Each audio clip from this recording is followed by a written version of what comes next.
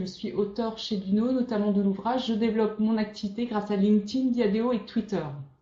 Alors, dans un tout premier temps, ce que je vous propose de faire, c'est de revisiter votre profil LinkedIn. Alors, pourquoi LinkedIn? LinkedIn, c'est véritablement un premier point d'entrée en fait sur votre activité, puisque votre profil LinkedIn va être extrêmement bien référencé dans Google. Et immanquablement, quand on rencontre des contacts professionnels, le réflexe maintenant, c'est d'aller voir notre profil LinkedIn ou de nous rechercher dans Google.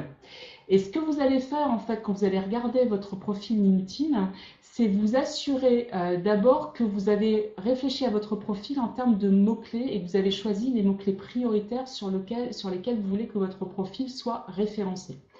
Et là, quand on fait cette action, on pense vraiment au robot indexeur de LinkedIn qui va aller scroller, qui va aller regarder en fait tous les mots-clés qui sont présents en fait dans votre profil et décider si votre profil est pertinent ou pas par rapport à une recherche que pourrait faire un autre membre de LinkedIn. Quand on pense mots-clés prioritaires sur votre profil, surtout quand vous êtes dans une activité de service, ce qui va être vraiment important en fait, c'est de définir ou bien un domaine d'expertise particulier, ou bien une typologie de clients que vous servez, ou bien aussi vous appuyez sur les derniers mots-clés à la mode. Alors j'ai pris mon exemple. Mon domaine d'expertise sont les médias sociaux B2B, donc il va être important que ces mots-clés en fait soient dans mon profil. Je n'ai pas de typologie de clients précise, mais ça pourrait être par exemple les ETI, les startups. Pour d'autres, ça va être le secteur de l'agroalimentaire, peu importe. Là, on va essayer de qualifier, quand c'est pertinent, en fait, le type de client que l'on choisit, que l'on sert, en fait. Et dans mon domaine d'expertise, les mots-clés à la mode cette année, c'est employee advocacy, social selling. Il y a quelques années, c'était brand content. Donc, je vais m'assurer, en fait, que ces mots-clés sont présents dans mon profil. Une fois que j'ai défini des mots-clés, je vais les placer à des endroits stratégiques de mon profil parce que là encore, on s'adresse à un robot et le robot, en fonction de l'emplacement des mots-clés, va dire si c'est un mot-clé prioritaire ou pas pour ce profil. La première zone qui est la plus importante, c'est la zone de titre, le titre de votre profil. C'est cette phrase qui peut faire jusqu'à 120 caractères et qui est placée juste sous votre nom. Moi, j'appelle ça les Champs-Élysées de votre profil, tout simplement parce que quand vous partagez une actualité, votre titre est rappelé. Quand vous demandez en contact quelqu'un, votre titre est rappelé. Et quand vous apparaissez dans les résultats de recherche, le titre est rappelé. Donc c'est une phrase qui vit complètement en dehors même de votre profil. Et donc ça veut dire que vous pouvez mettre des éléments dans cette zone de titre et les répéter à d'autres endroits de votre profil. N'hésitez pas à être redondant en fait. Autre zone intéressante, c'est le titre de l'expérience actuelle parce qu'il est valorisé en fait par le robot LinkedIn. Donc là, vous avez jusqu'à 100 caractères pour vous exprimer. Vous avez un autre encart qui est l'encart compétences où vous allez lister en fait vos domaines de compétences et vous allez les choisir. Soyez les plus spécifiques possible. C'est un bon endroit justement pour placer les mots-clés à la mode. Et puis dernier point, la zone résumé, qui est une zone qui historiquement a été extrêmement importante. Donc c'est ce premier encart qui est juste sous l'encadré carte de visite en fait que l'on voit au-dessus en fait sur l'image. Donc dans la partie en résumé, avant extrêmement importante, très visible en fait sur votre profil. Maintenant elle est partiellement cachée en fait. Donc on a tendance à négliger cette zone alors qu'elle est très bien scrollée par le robot indexeur de LinkedIn. Donc n'hésitez pas à mettre, pourquoi pas, hein, mes domaines de compétences sont, et puis à lister une liste de mots-clés dans cette partie en résumé. Ensuite, vous allez, toujours en revisitant votre profil, vous allez vous assurer que votre profil présente bien, clairement présente votre activité en fait.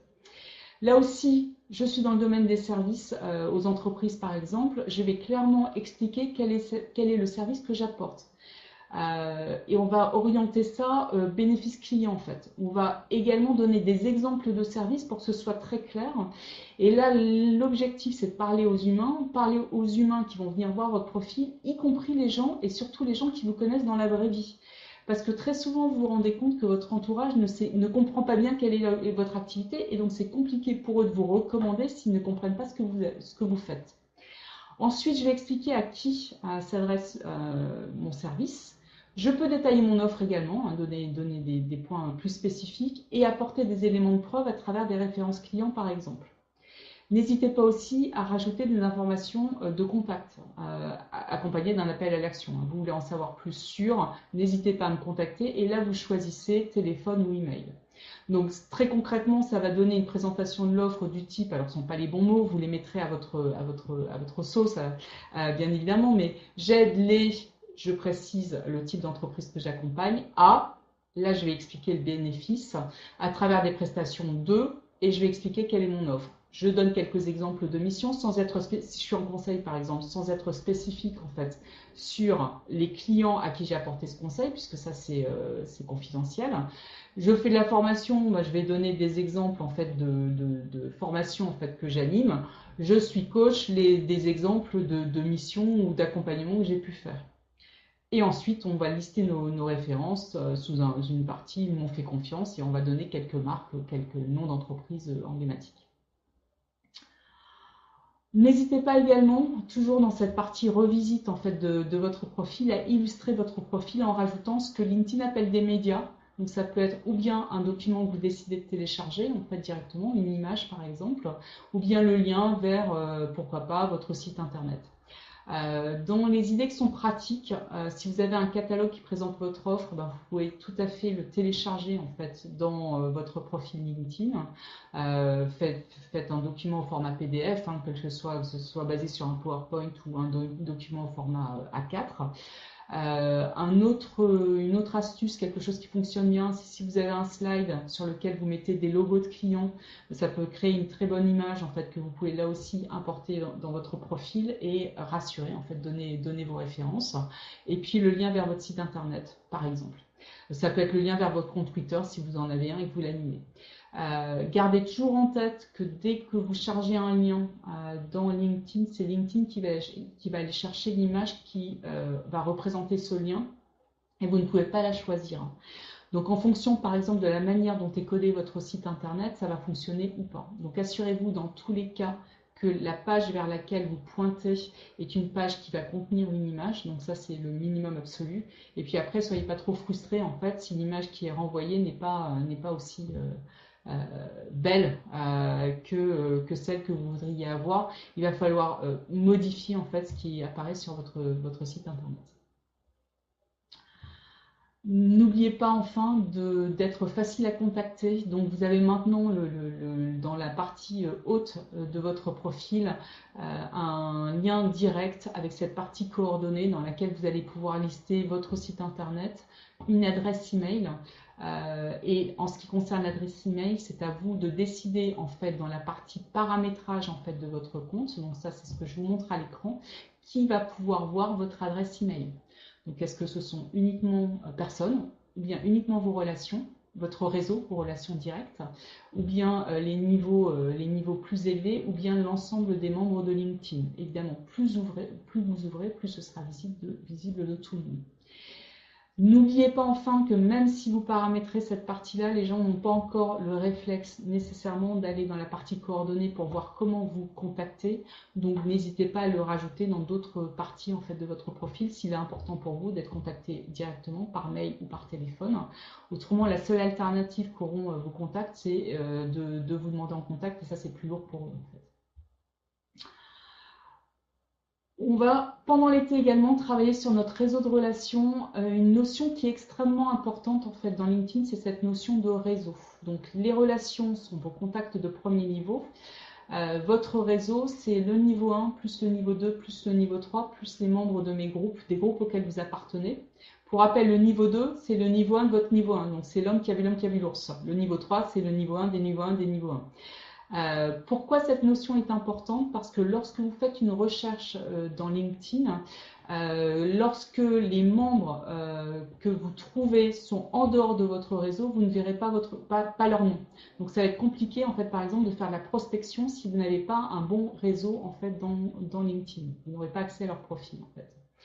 La chose que vous avez intérêt à faire pendant cet été, donc l'action, c'est de vérifier si dans vos relations, donc votre réseau de premier niveau, vous avez des cibles commerciales. Et pour ce faire, il faut que vous alliez dans la partie recherche en fait de LinkedIn. Et quand vous ouvrez tous les filtres, en fait, vous sélectionnez tous les filtres dans votre onglet de recherche, vous allez pouvoir faire une recherche limitée en fait à votre cercle de premier niveau. Et ça va vous permettre de faire un premier diagnostic. Ensuite, sur cette base-là, vous allez pouvoir augmenter la taille de votre réseau, mais de manière qualitative. Et ce que je vous conseille, c'est de profiter de l'été pour faire une demande de contact par jour. C'est un petit peu le challenge personnel que vous pourrez vous faire. Et là, on n'est pas sur la... Certes, je vous dis un par jour, donc c'est quantitatif, mais ce qui va être important, c'est de travailler la qualité. Pour trouver de la qualité, c'est par exemple aller voir les niveaux 2 qui sont intéressants, donc qui correspondent aux prospects en fait qui vous intéressent. Évidemment, dans ces niveaux 2, priorisez ceux que vous connaissez déjà, parce qu'immanquablement, vous allez vous rendre compte qu'au niveau 2, il y a des gens que vous connaissez et que vous n'avez pas pensé en fait à demander en contact. Regardez également les clients et les prospects que vous avez rencontrés depuis le début de l'année, parce que parfois dans le feu de l'action, ou les partenaires, dans le feu de l'action, on oublie de les demander en contact, donc ça c'est le moment de nous rattraper. Et quand vous faites ces demandes de contact, eh bien, assurez-vous que vous rajoutez un message personnalisé parce que cet été, on va en profiter pour créer un peu de lien. Donc, faire du relationnel, même si on le fait à distance. Et ça se fait en allant sur le profil de la personne que vous voulez demander en contact et en rajoutant une note personnalisée, en fait. Et ça peut être quelque chose de très simple. Bonjour, j'ai vu que vous étiez sur LinkedIn. Je serais ravie de rester en contact parce que j'ai apprécié notre contact lors d'eux. Ou avec un perdu de vue, ça va être ça fait longtemps que nous n'avons pas été en contact. Je me rappelle avec beaucoup d'enthousiasme de la mission que l'on a conduite ensemble. Je vous propose de rester en contact via LinkedIn. Voilà. Donc quelque chose d'assez simple, mais qui crée plus de liens que le message automatique qui est envoyé par LinkedIn si vous ne passez pas par ce rajout de notes. Pendant l'été, on s'occupe de ceux qui ne sont pas encore en vacances parce qu'ils sont un petit peu plus disponibles et donc ils vont être plus à l'écoute. Et en plus, il y a moins de trafic sur LinkedIn. Donc, j'aime toujours cette citation en fait de la biche. Un égoïste, c'est quelqu'un qui ne pense pas à moi. Et bien, très concrètement, ce que l'on va faire, c'est qu'on va penser aux autres.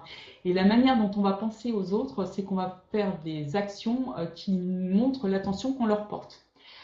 Ça peut être leur envoyer un message, et là on est en messagerie instantanée, et ça peut être aussi créer des actions qui vont créer des notifications en fait pour l'autre.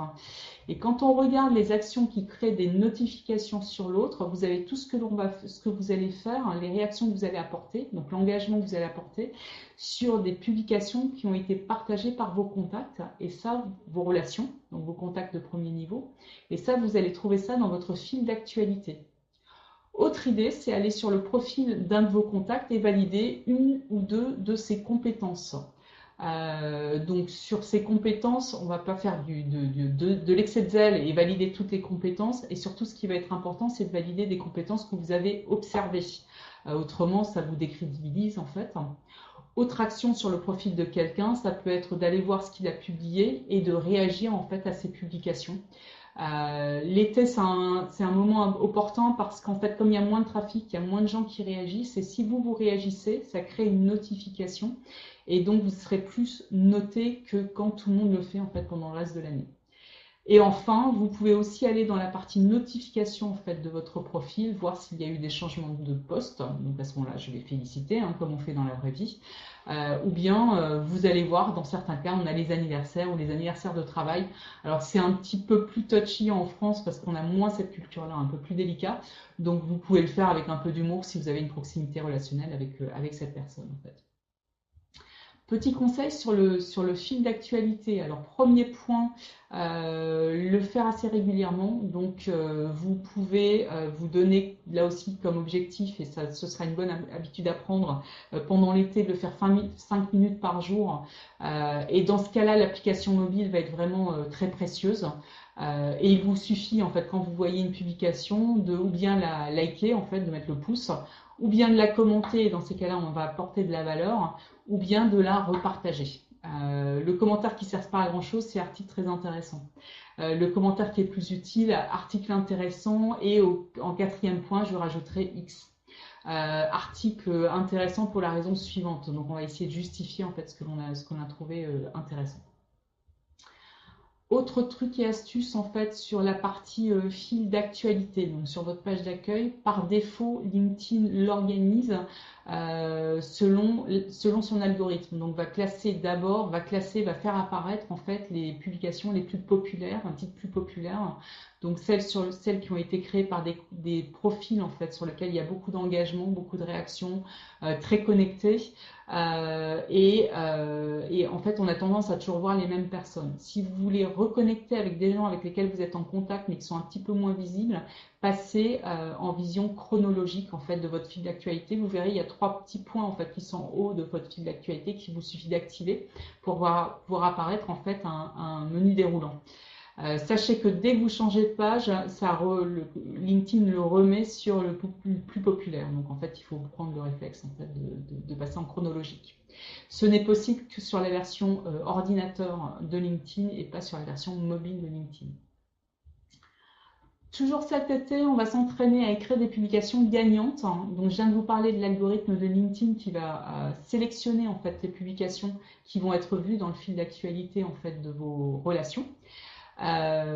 Pour augmenter les chances pour que votre publication soit vue, ce que favorise l'algorithme de LinkedIn, c'est un texte long. Donc, on peut aller jusqu'à 750 à 1000 caractères. Donc là, on est pratiquement sur un feuillet. Un feuillet, c'est 1500 caractères. Donc, 750 à 1000 caractères, on peut être dans un format long. On peut rajouter une image, ce n'est pas obligatoire, mais en revanche, c'est mieux pour l'humain. Donc, texte long, on parle à l'algorithme de LinkedIn. L'image, on va parler à l'humain. Et ce qui fonctionne bien également, c'est de mentionner d'autres utilisateurs pour attirer leur attention. Si on parle d'eux, par exemple, ou si on trouve que l'article est intéressant pour eux. Alors, quand on mentionne, c'est en public. Donc ça, il faut le garder en tête. Il n'est pas question, évidemment, de mettre quelqu'un en porte-à-faux quand on fait ça. Vous pouvez maintenant rajouter des hashtags et je reviendrai là-dessus plus tard. Et une fois que vous avez fait tout ça, vous pourrez rajouter une URL.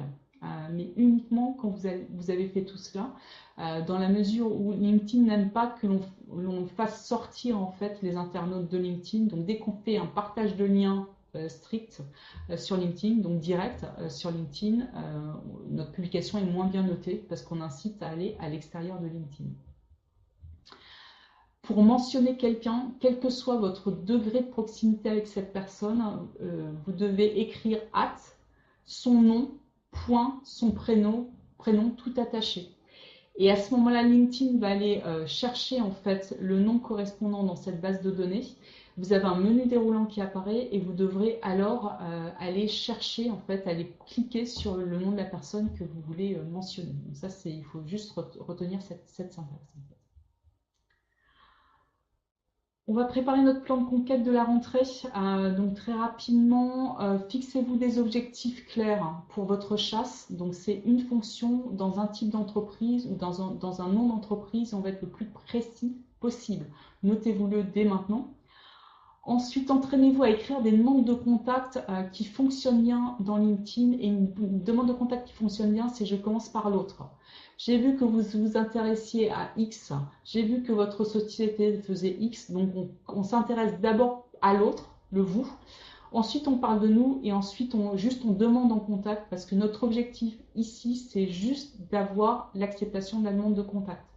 De manière à, par la suite, pouvoir entrer en contact très facilement avec cette personne, lui envoyer un message personnalisé. Choisissez également pendant l'été un domaine d'expertise auquel vous voulez que votre nom soit associé. Alors l'image que je donne toujours, c'est un peu l'image de la bibliothèque. Vous entrez dans le bureau de quelqu'un et sur le mur, derrière cette personne, vous avez 15 bouquins sur le CRM. Ben, immanquablement, vous allez vous dire que c'est quelqu'un de très calé sur ce sujet-là. On va faire la même chose en fait sur LinkedIn, c'est-à-dire qu'on va partager régulièrement en fait des informations autour de notre domaine d'expertise. Vous pouvez maintenant trouver facilement du contenu au sein même de LinkedIn sur vos domaines d'expertise. Mais pour ce faire, il est utile d'accéder à LinkedIn en utilisant la version en anglais de LinkedIn, puisque dans le moteur de recherche maintenant, en anglais, donc dans la version en anglais, vous pouvez trouver du contenu. Donc en cliquant sur l'onglet Content dans le moteur de recherche, Évidemment, ce contenu, il peut être en français ou en anglais, peu importe, c'est simplement que cette fonctionnalité n'est disponible que lorsque l'on a la version en anglais de LinkedIn.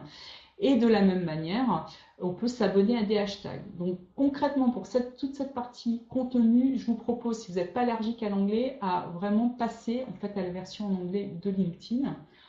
Autre endroit pour trouver du contenu, c'est Twitter, puisque dans Twitter, je vais pouvoir lancer une recherche simplement en cliquant, même sans compte, en entrant twitter.com/search.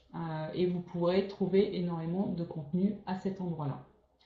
Dernier point, si Facebook et Instagram sont des réseaux importants pour vous, profitez de l'été pour recaler votre ligne éditoriale.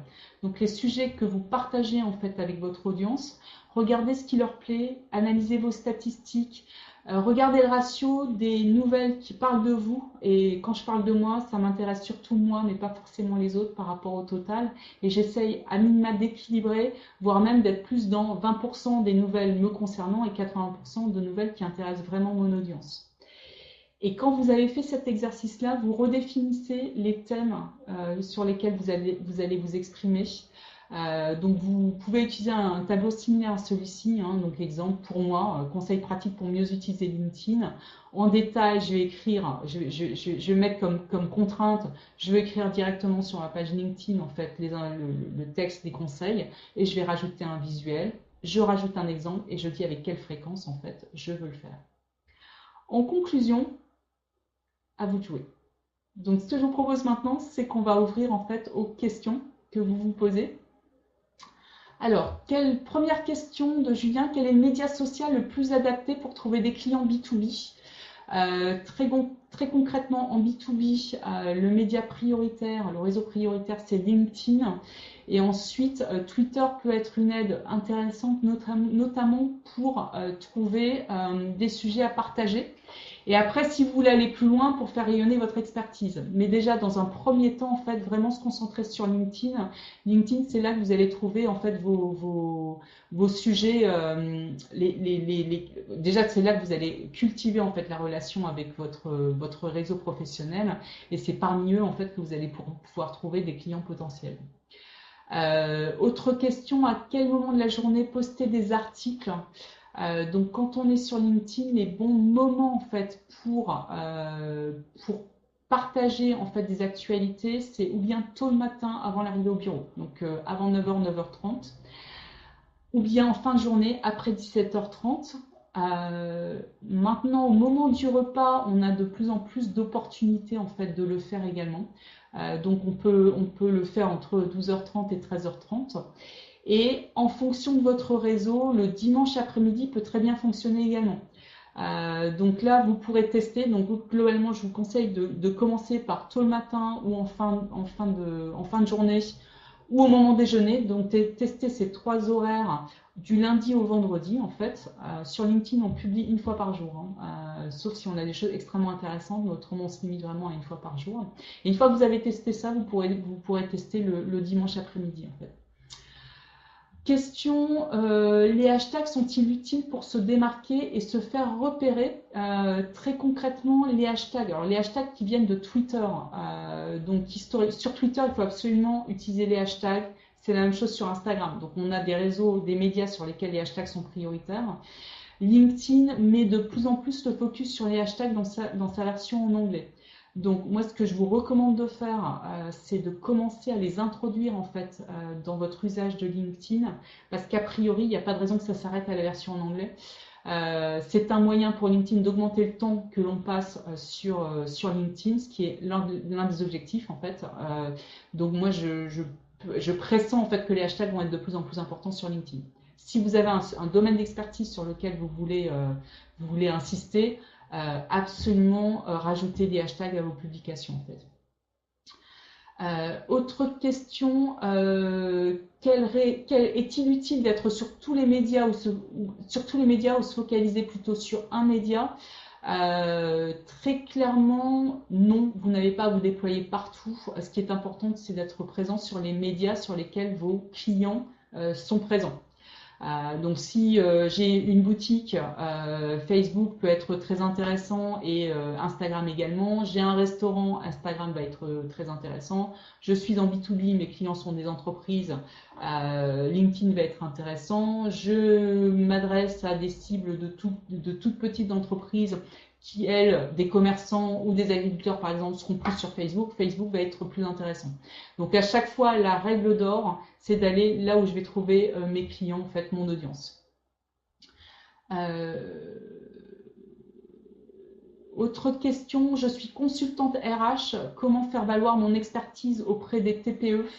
Là aussi, comme je suis en conseil en entreprise, LinkedIn, même sur des très petites entreprises, les très petites entreprises qui peuvent être intéressées en fait par ce type de service vont être plutôt quand même des entreprises avec des collaborateurs, et LinkedIn restera en fait le média prioritaire. Et ensuite, le travail de faire valoir son expertise, c'est un travail de contenu. C'est vraiment par le contenu qu'on va montrer qu'on est expert. Donc c'est l'image de la bibliothèque en fait que je vous montrais tout à l'heure. C'est en partageant régulièrement du contenu produit par vous comme produit par d'autres. Si vous pigez, si vous êtes en veille régulièrement sur des articles, n'hésitez pas à les repartager à partir de votre profil LinkedIn. Et en revanche, vous rajoutez en fait des commentaires à chaque fois que vous partagez en fait ce contenu. Question de Julie, dois-je toujours illustrer mes contenus avec des vidéos ou des images? On est sur un web de plus en plus visuel, donc effectivement vous aurez intérêt à rajouter des images assez systématiquement si vous voulez que votre contenu soit vu. Donc c'est un réflexe à prendre. Alors maintenant, quand on partage des articles qui contiennent une image, automatiquement le média social en fait, le média social va récupérer l'image qui est liée à l'article. Donc dans ces cas-là, on n'a pas grand-chose à faire. Mais quand vous partagez régulièrement directement en fait du contenu que vous faites, oui, rajoutez un visuel. Ça va être utile en fait. Je suis dirigeant d'une TPE, est-il nécessaire d'avoir un community manager? Alors, très concrètement, sur les médias sociaux, il y a beaucoup d'actions que vous pouvez faire tout seul et vous n'avez pas besoin de payer en théorie. En revanche, ce qui se passe de manière très concrète, c'est quand je ne paye pas, je vais passer du temps. Donc si le fait de passer du temps est un frein à l'usage en fait de ces médias sociaux, oui, vous aurez intérêt à prendre. Alors, ça peut être prendre un communicant, c'est-à-dire que si de toute façon vous faites par exemple des relations presse, vous allez avoir besoin de quelqu'un en fait qui va vous écrire des communiqués de presse et qui va rentrer en contact avec des journalistes. Par exemple, peut-être faire le community management en plus sera possible pour cette personne, ou pour mettre à jour le site internet. Donc globalement, voyez dans les ressources qui sont à votre disposition si certaines personnes ont des appétences pour la communication et pourraient se charger du community management. Mais quoi qu'il en soit, ça prend du temps, donc ça c'est le point important. Il faut quand même un peu de qualité relationnelle et rédactionnelle, donc profiler la bonne personne en fonction de ça en fait. Donc, pas d'obligation si vous êtes doué et si ça vous fait plaisir et si vous pouvez y consacrer du temps. Autrement, oui, il sera préférable de prendre un community manager. Autre question, dois-je prendre tout le temps en compte les feedbacks de tous les internautes? Alors, il y a plusieurs manières d'aborder ce point. Le premier point, c'est que vous allez apprendre des feedbacks. Donc déjà, les lire, c'est important. Ne pas les ignorer, c'est important. On parle de community management parce qu'on est vraiment dans j'accompagne ma communauté. Donc oui, il est préférable de tenir compte des feedbacks, d'y répondre ou de les traiter dans la mesure du possible. Si vous en avez trop, vous ferez un arbitrage. Mais le Graal, c'est effectivement d'adresser toutes les questions en fait qui vont pouvoir vous être posées ou toutes les remarques, et de le faire dans une attitude positive. Donc parfois on a des feedbacks qui peuvent être un peu irritants. Donc il faut en tenir compte et y répondre de la manière la plus neutre ou la plus positive possible. Je crois qu'on a traité toutes les questions que vous posiez, donc je vous propose qu'on arrête maintenant en fait notre webinaire. Bonne journée à tous, au revoir et bel été.